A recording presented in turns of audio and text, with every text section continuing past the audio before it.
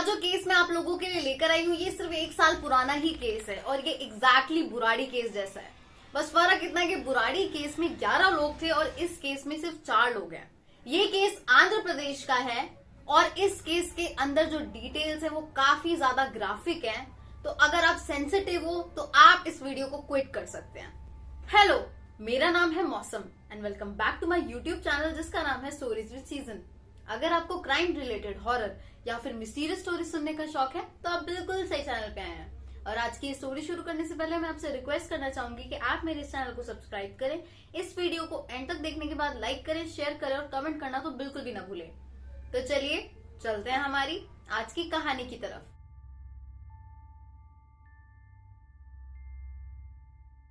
आंध्र प्रदेश मदन पल्लई चित्तौर के अंदर एक फैमिली रहा करती थी जिसके अंदर 4 लोग थे। ये फैमिली काफी ज्यादा वेल टू डू थी और बहुत ही ज्यादा एजुकेटेड भी थी। इस फैमिली के अंदर कोई भी किसी भी तरीके की फाइनेंशियल प्रॉब्लम्स नहीं थी और रिसेंटली ही ये लोग आंध्र प्रदेश में अपने न्यू घर के अंदर शिफ्ट हुए थे जो कि मदन पल्लई में था। फैमिली के अंदर थे फैमिली के हेड जिनका नाम है वल्लेरू पुरुषोत्तम नायडू। वल्लेरू पुरुषोत्तम नायडू केमिस्ट्री के प्रोफेसर थे और वो एक गर्ल्स कॉलेज में जो कि मदन पल्लई में था उसके अंदर वाइस प्रिंसिपल थे। फैमिली की जो सेकंड मेंबर थी वो थी वल्लेरू पुरुषोत्तम नायडू की वाइफ जिनका नाम है पद्मजा। पद्मजा मैथमेटिक्स में पोस्ट ग्रेजुएट थी और साथ में गोल्ड मेडलिस्ट भी थी। वो रिसेंटली एक आईआईटी कोचिंग इंस्टीट्यूट में काम कर रही थी। नायडू और पद्मजा दोनों ही अपने 50s में थे और उनकी 2 बेटियां थी जिनमें से सबसे बड़ी जो बेटी थी वो 27 साल की थी और उसका नाम था आलेख्या, और उनकी दूसरी बेटी जो कि 22 साल की थी उसका नाम था साई दिव्या। आलेख्या पोस्ट ग्रेजुएट थी और भोपाल में रह रही थी और दूसरी तरफ साई दिव्या ग्रेजुएट थी और मुंबई में रह रही थी। मुंबई में रह के वो AR रहमान के एक इंस्टीट्यूट में म्यूजिक सीख रही थी। यानी कि जो फैमिली थी काफी ज्यादा पढ़ी लिखी थी और आर्ट वगैरह में भी बहुत ज्यादा इंटरेस्ट रखती थी। तो मैं आपको लेके चलती हूँ पिछले साल के एक संडे की तरफ। संडे को 8 या 8:30 के बीच में नायडू अपने एक फ्रेंड को कॉल मिलाते हैं। उनका फ्रेंड फोन उठाता है और नायडू उनको छूटते ही बोलते हैं कि मेरी बेटियां दूसरी दुनिया में चली गई हैं, घबराने की कोई बात नहीं है, वो अगले ही दिन वापस इस दुनिया में आ जाएंगी। जिस पर मिस्टर नायडू के जो फ्रेंड थे वो काफी ज्यादा सोच में पड़ गए कि ये मिस्टर नायडू कैसी बातें कर रहे हैं। इसके बाद मिस्टर नायडू ने दोबारा से सेम बात रिपीट की। उन्होंने बोला कि मेरी बेटियां दूसरी दुनिया में चली गई हैं लेकिन घबराने की कोई बात नहीं है, वो कल सुबह वापस इसी दुनिया में आ जाएंगी। अब ये बात को दूसरी बार सुनने के बाद उनके फ्रेंड काफी ज्यादा पैनिक हो गए। उनको लगा कि यार ये इंसान इतनी अजीब तरीके की बातें कर रहा है और उनको रिपीट और कर रहा है, तो यानी कि कोई ना कोई कंसर्निंग चीज जरूर है। तो वो डिसाइड करते हैं कि क्यों ना मैं मिस्टर नायडू के घर जाके खुद ही देख लूं कि वहां पे चल क्या रहा है। तो अब क्या हुआ, मिस्टर नायडू के फ्रेंड अपने घर से निकले और नायडू के घर जा पहुंचे। वहां पर जाके उन्होंने बेल बजाई और दरवाजा खुला। दरवाजा खोलने वाले थे मिस्टर नायडू खुद। अब मिस्टर नायडू के फ्रेंड उनसे पूछते हैं कि कहाँ है आपकी बेटियां। तो मिस्टर नायडू कहते हैं वो मंदिर के अंदर है, अभी वो इस दुनिया में नहीं है, दूसरी दुनिया में जा चुकी हैं, कल सुबह आ जाएंगी वापस। अब उनकी इस बात को लाइव सुन के उनके दोस्त का दिमाग खराब हो गया, लेकिन उसने अपने चेहरे पे पैनिक नहीं आने दिया क्योंकि उसको लग रहा था कहीं ना कहीं कुछ बहुत ही ज्यादा गलत चल रहा है इस घर में। अब घर में घुसने के साथ ही उनको एक बहुत ही ज्यादा गंदी स्मेल आई, जैसे कोई मर गया हो। अब उसके बाद वो घर के अंदर मंदिर की तरफ चल पड़े, लेकिन मंदिर के बाहर ही उन्होंने जो नजारा देखा वो घबरा गए। उन्होंने देखा कि मंदिर के बाहर जो फर्श था उसके ऊपर इतना ज्यादा खून पड़ा हुआ था कि ऐसा लग रहा था किसी ने बाल्टी भर के खून को फ्लोर पे डाल दिया हो। अब उनके फ्रेंड बहुत ही ज्यादा घबरा गए, लेकिन उन्होंने अपना काम बनाए रखा। अब वो मंदिर की तरफ बढ़े, मंदिर के पास जाके पहुंचे और मंदिर के बाहर से ही उन्होंने मंदिर के अंदर झांका और जो सीन उन्होंने देखा वो सीन देख के कोई भी पागल हो सकता है, कोई भी पैनिक हो सकता है। उन्होंने देखा कि मिस्टर नायडू की बड़ी बेटी मंदिर के दरवाजे के ठीक पास पड़ी हुई है और उसके बदन पे कपड़े नहीं है, लेकिन उसकी बॉडी को एक रेड कलर की साड़ी से ढका हुआ है। उसके माथे के ऊपर इतना बड़ा निशान है जैसे किसी ने उसके सर पे जोर से किसी चीज से वार किया हो और उसके सर से खून ही खून बह रहा था। उसके बगल में पड़ी थी उसकी छोटी बहन साई दिव्या। साई दिव्या के साथ तो और ही ज्यादा बुरी चीज हो रखी थी। उसके माथे के अंदर एक छोटा सा त्रिशूल घुसा रखा था, लिटरली घुसा रखा था, और उसके मुंह के अंदर इतना बड़ा पीतल का लोटा या कलश उसको मुंह में फिट कर रखा था। हाँ, मैंने भी वो पिक्चर्स देखी हुई हैं, लेकिन मैं आपको वो पिक्चर्स बिल्कुल भी रिकमेंड नहीं करूंगी क्योंकि वो बहुत ही ज्यादा डिस्टर्बिंग इमेजेस हैं। ये सीन देख के मिस्टर पुरुषोत्तम के फ्रेंड बहुत ज्यादा हक्के बक्के रह गए और उन्होंने एक और चीज नोटिस की कि उनका पूरा मंदिर और घर में ज्यादातर पूजा की सामग्री रखी हुई थी, हर जगह फैली हुई थी।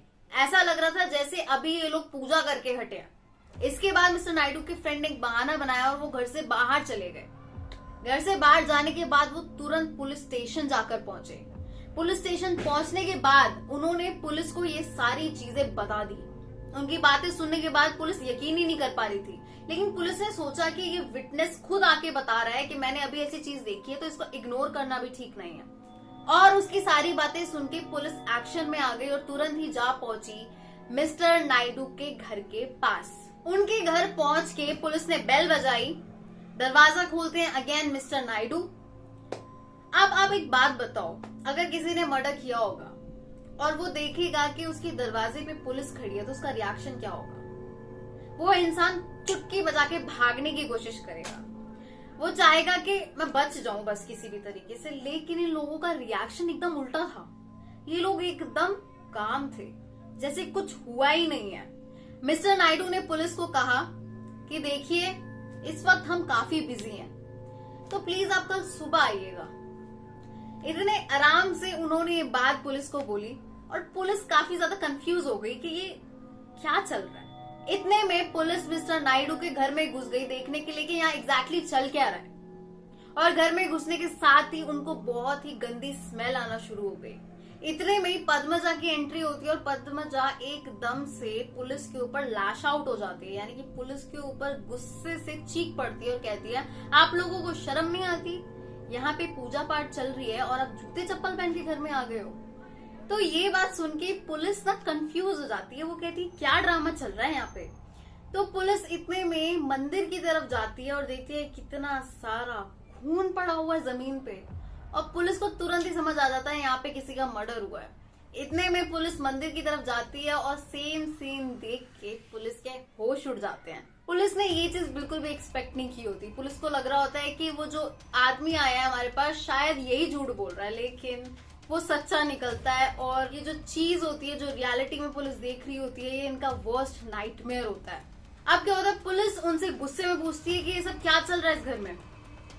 तो मिस्टर नायडू बहुत ही ज्यादा शांति से जवाब देते हैं और कहते हैं, कुछ नहीं, कलयुग का एंड आने वाला है, कल सतयुग शुरू हो जाएगा। मेरी बेटियां अभी दूसरी दुनिया में जा चुकी हैं, कल वापस आ जाएंगी। उनकी बात सुन के पुलिस उनको कहती है कि देखिए, आपको हमारे साथ पुलिस स्टेशन चलना पड़ेगा, हमें कुछ भी समझ नहीं आ रहा आप क्या कहना चाह रहे हो। इस बात पर मिस्टर नायडू कहते हैं कि देखिए, आप हमें आज रात का वक्त दीजिए, आप हमारे साथ बैठ के वेट कीजिए पूरी रात, और सुबह देखना जब हमारी बेटियां जिंदा हो जाएंगी ना, उसके बाद जो बोलोगे मैं वो करूंगा। अब पुलिस पागल तो है नहीं जो पूरी रात वहां बैठ के वेट करेगी कि लाशें जिंदा हो जाएंगी। तो पुलिस क्या करती है, उनको फोर्सफुली अरेस्ट करके ले जाने लगती है। एक वीडियो भी वायरल हुआ था जिसके अंदर जो पद्मजा थी वो चीख चीख के बोल रही थी, मैं शिवा हूँ, मैं कोरोना लेके आई हूँ, तुम सब भस्म हो जाओगे, एटसेट्रा एटसेट्रा। ऐसी एक वीडियो भी आई थी, तो वो उनके अरेस्ट के टाइम की थी। उस वीडियो को देख के साफ लग रहा है कि पद्मजा और उनके जो हस्बैंड है वो मेंटली इल है। वो लोग हैंडल करने में काफी ज्यादा टफ थे, ना ही वो पुलिस की बात सुन रहे थे, ना ही अरेस्ट होना चाह रहे थे, वो रेजिस्ट कर रहे थे एकदम अरेस्ट होना। जिसके बाद पुलिस उनको फटाफट से पुलिस स्टेशन ले ही जाती है जैसे तैसे करके। अब फॉरेंसिक टीम आती है, वो बॉडीज को बरामद करती है, लेके जाती है। अब घर का सर्च किया जाता है। घर को सर्च करने के बाद पुलिस इन्वेस्टिगेशन शुरू करती है। वो नेबर्स से काफी सारे सवाल करती है और नेबर्स काफी सारी चीजें डिस्क्लोज करते हैं उस फैमिली के बिहेवियर के बारे में। नेबर्स बताते हैं कि कैसे काफी महीनों से ये फैमिली काफी ज्यादा आइसोलेटेड रह रही है। ये सोशली आइसोलेटेड हो चुकी थी और किसी से ज्यादा मतलब नहीं रखती थी। ये अपने में ही खोए रहते थे।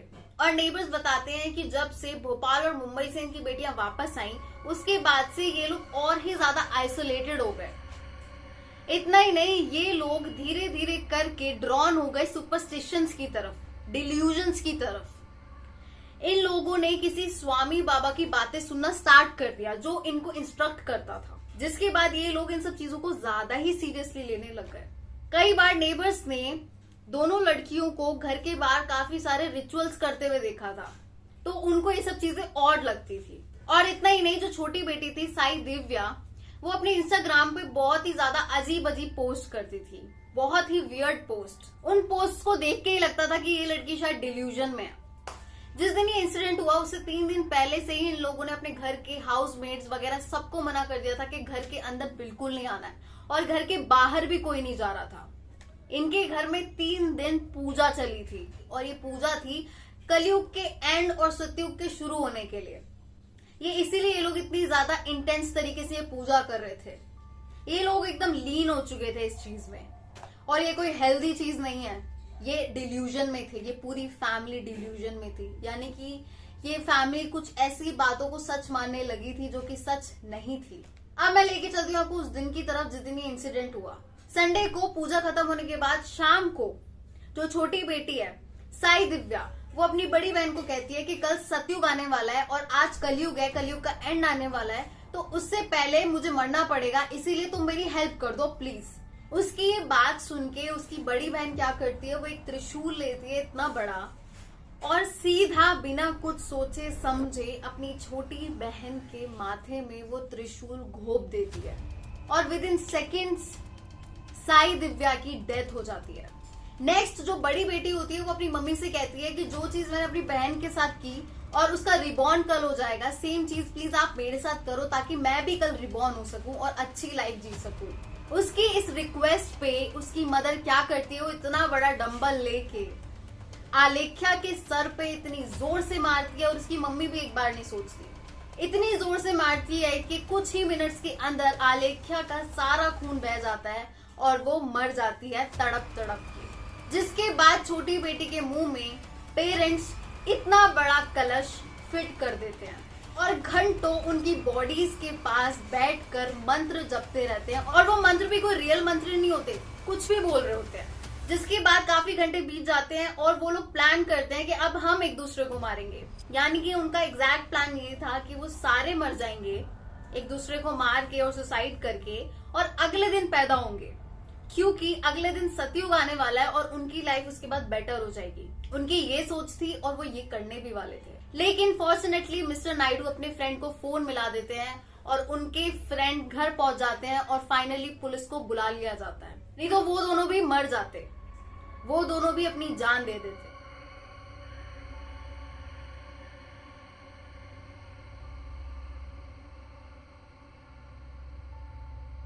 उनके पकड़े जाने के बाद उनकी काफी ज्यादा इन्वेस्टिगेशन की गई, साइकाट्रिस्ट को बुलाया गया, काफी जांच की गई कि ये लोग ऐसे क्यों है, इनकी मानसिक स्थिति कैसी है, क्या हुआ है इनके साथ, वो सब देखा गया। और वो बिल्कुल भी कोप अप नहीं कर रहे थे। वो पुलिस को यही बोले जा रहे थे कि अगर आप लोग टांग ना अड़ाते तो आज हमारी बेटियां वापस से जिंदा हो जाती, आपने गड़बड़ कर दी इसलिए वो जिंदा नहीं हुई। वो सारा ब्लेम पुलिस पे डाल रहे थे।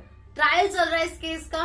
अभी एग्जैक्टली मुझे पता नहीं कि इस टाइम क्या हो रहा है इस केस में, लेकिन उस टाइम पे उन लोगों को काफी ज्यादा इन्वेस्टिगेट किया गया।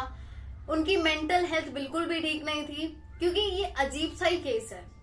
इसके अंदर मोटिव तो है मारने का, लेकिन मोटिव बहुत ही ज्यादा अजीब सा है। और जो क्रिमिनल्स है वो एकदम काम थे और वो खुद को भी मारने जा रहे थे। कोई नॉर्मल और हेल्दी बंदा ऐसा काम कर ही नहीं सकता। इनफैक्ट जो साइकाट्रिस्ट इनको ट्रीट कर रहे हैं उनको बोला गया है, कोर्ट की तरफ से ऑर्डर है कि सारी चीजें इनकी मेंटल हेल्थ से रिलेटेड सारी की सारी कॉन्फिडेंशियल रखी जाएं। तो ये कोर्ट का मामला है, इस चीज को साइकाट्रिस्ट बाहर नहीं निकाल सकते कि एग्जैक्टली उनके साथ क्या है। इन लोगों की मेंटल हेल्थ के बारे में हम लोग एग्जैक्टली नहीं जानते, लेकिन ये माना जा रहा है कि एक ऐसा डिसऑर्डर है जो रिस्पॉन्सिबल है ऐसे केसेस के होने के पीछे। उस डिसऑर्डर का नाम है shared psychotic disorder. Shared psychotic disorder exactly अपने नाम की तरह ही काम करता है। इसके अंदर 2 या 2 से ज्यादा लोग एक ही डिल्यूजन को मानते हैं। अब मैं आपको इस डिसऑर्डर के बारे में इजीली समझाती हूँ। दो लोग हैं, एक ए है और एक बी है।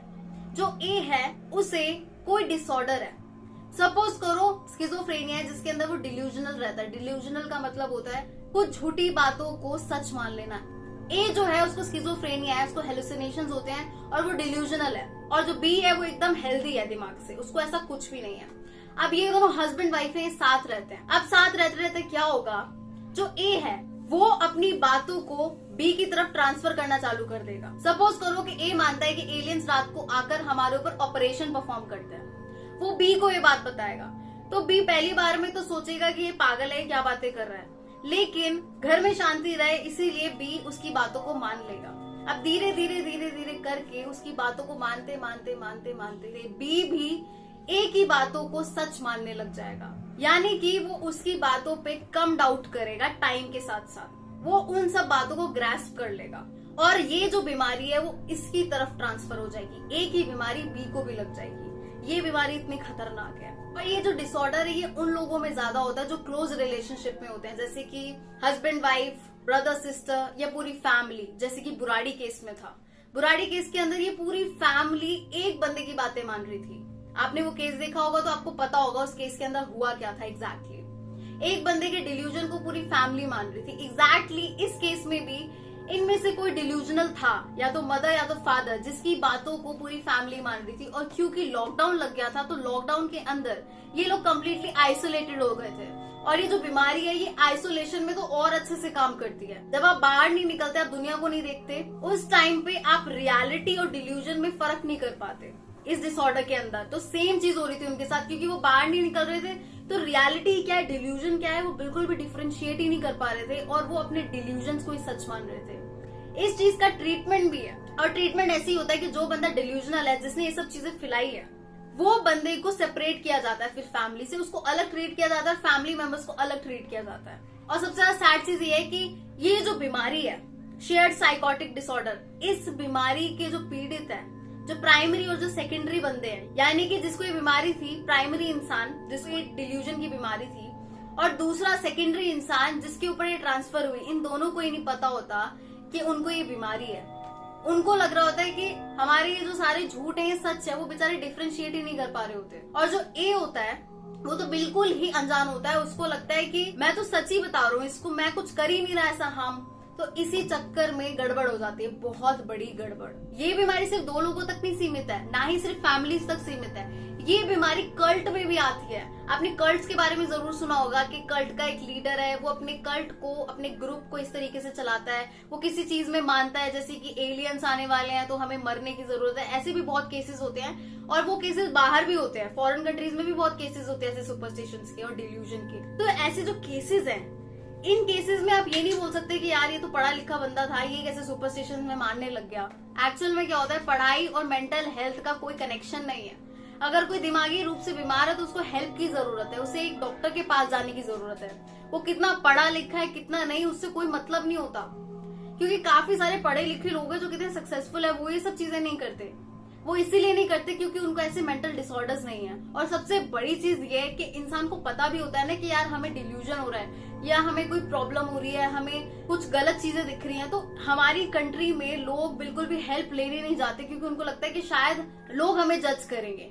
इसी वजह से लोग खुद भी हेल्प लेने नहीं जाते। और हो सकता है उस फैमिली के अंदर बीमारियों की हिस्ट्री हो, फैमिली हिस्ट्री हो, जीन्स में हो उनके डिल्यूजन वगैरह। तो ये सारी बातें सिर्फ सुपरस्टिशंस की नहीं है कि कौन किस सुपरस्टिशन में मान रहा है और कितने ज्यादा इंटेंसली मान रहा है। ये बात है मेंटल हेल्थ की, इस बारे में लोग बात नहीं करते। ऐसे केसेस में कोई ना कोई डिसऑर्डर रिस्पॉन्सिबल जरूर होता है, क्योंकि डिसऑर्डर्स और मेंटल प्रॉब्लम्स, ये मेंटल इलनेसेस, ये हमें दिखाई नहीं देती तो हम सब लोग इनको इग्नोर मार देते हैं और क्राइम्स होते चले जाते हैं। मैं ये नहीं कह रही कि हर क्राइम में कोई ना कोई डिसऑर्डर ही रिस्पॉन्सिबल है और इंसान बिल्कुल रिस्पॉन्सिबल ही नहीं है, ऐसा नहीं है, ऐसा बिल्कुल भी नहीं है। लेकिन मेजोरिटी ऑफ क्राइम्स में डिसऑर्डर्स ही मेन रोल निभाते हैं और काफी सारे क्राइम्स को प्रिवेंट किया जा सकता है अगर मेंटल हेल्थ को सीरियस लेना शुरू कर दे लोग तो।